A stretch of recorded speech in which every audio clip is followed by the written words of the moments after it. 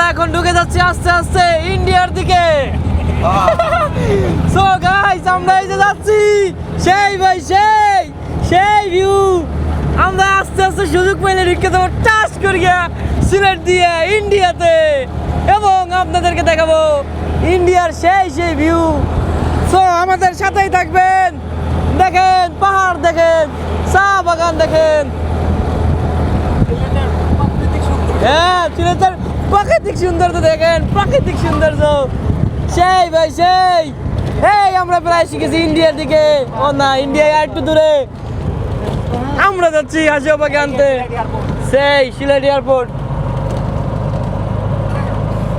So guys এখন কথা হইলো আমরা এখন সিলেটে কিন্তু প্রায় পৌঁছে গেছি।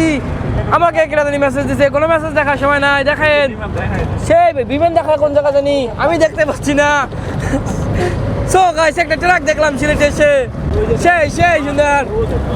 ওই যে বিমানবন্দর, প্লেন দেখেন আপনারা। ওই যে গাইস আমরা যে দোকানে থেকে দুধ চা রং চা খাই, সেই চা গাছ কিন্তু এখানেই জন্ম হয়, এবং এখান থেকেই কিন্তু চাগুলো তৈরি হয়ে সারা বাংলাদেশ এবং ওয়ার্ল্ড ওয়াইড চলে যায়। এই যে চা বাগান দেখা বেটা, সেই ভাই সেই চা বাগান দেখেন। আমার কি সিলেটের ভাষা হচ্ছে ভাই? সিলেটের ভাষায় কথা কইতাম চাই ভাইয়া, একটু বলে দিবেন না সিলেটের ভাষায় কিভাবে কথা কইতাম?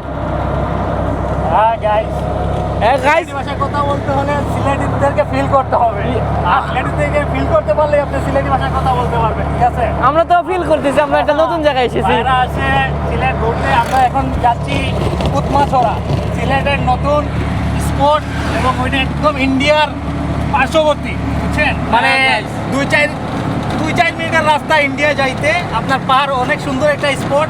আমরা সব যাইতেছি। এখানে আমার ভাইয়েরা ঢাকা থেকে আসছে, বিভিন্ন জায়গা থেকে আসছে, ওনাদেরকে নিয়ে ঘুরতে যাইতেছি। তো আপনারাও থাকেন ভাইদের সাথে। চলতেছে সমস্যা নাই, চলতেছে। হ্যাঁ, ভাইদের সাথে থাকেন আর এনজয় করেন। এই যে এই দিকটা দেখেন, এই যে গাইস দেখেন ভাই দেখাইছে, ভাইয়া দেখাইছে রে ভাই, দেখাই লাইছে চা বাগান দেখাই লাইছে। সো গাইস আমরা আবার আরেকটা ব্লগে স্বাগতম হব, এবং এখানে আমাদের ব্লগটা সমাপ্ত করতেছি। টাটা বাই বাই, আল্লাহ হাফেজ।